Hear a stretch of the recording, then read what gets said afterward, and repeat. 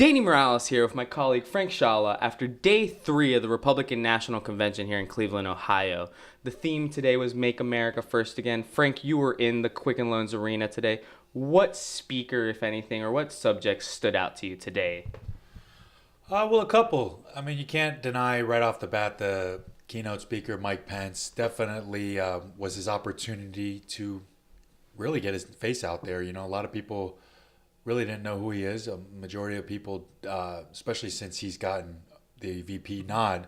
So, and I think he did a good job. You know, he was real personable, learned about his family, learned a little bit about him, about his background a little bit.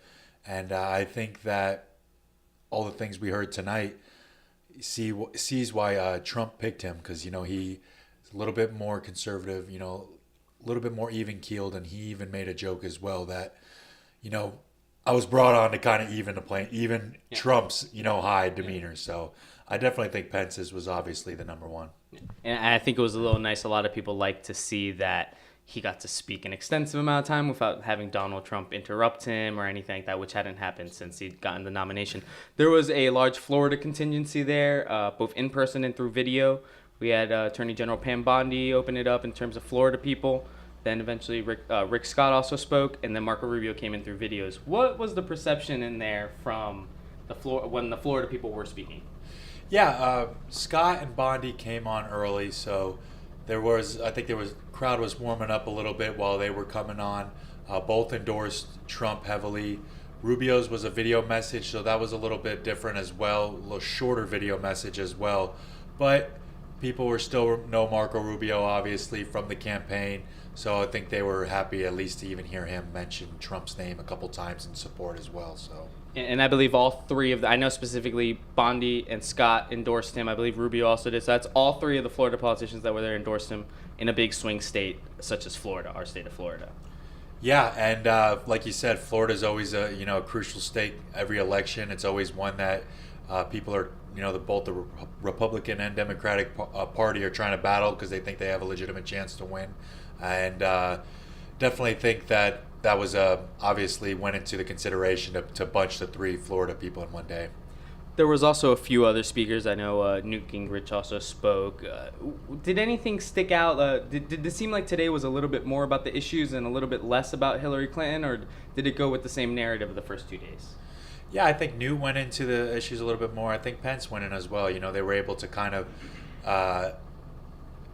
the anti-Hillary bashing was still there a little bit today, but kind of went into a little bit more issues, went into a little bit more of what, they feel Trump can do to kind of help these things out. And the one thing that always did stick out to me was Ted Cruz spoke for quite a long time today too. Congratulated Donald Trump on the win, but didn't officially endorse him, which kind of got some boos from the crowd. Without a doubt, he spoke for quite an extensive period of time, but there was a harsh reaction from the crowd. Even on TV, we could see it. Boos. There was also a chant of endorse Trump from some of the delegates. So it was interesting to see him speak for as long as he did and only say the name Donald Trump one time. But I feel like most people expected that, right? Everybody knew he wasn't going to endorse Trump. Yeah, I think that maybe he's still bitter a little bit. He was the last, obviously, person to be in the race, and who knows? It's been a theme this whole week. Is the Republican Party truly going to unite as a full front to support Trump, or are there still going to be a few people that aren't going to back him fully? So it was interesting to see that. I'm not sure how that'll affect Cruz going forward, but or how it'll affect Trump going forward. To try to kind of gain some of those Cruz supporters. All right, Frank. Well, we have the final and fourth day of the Republican National Convention on Thursday night. Obviously, Donald Trump will take the stage for the grand finale. We'll see the balloons drop from the rafters.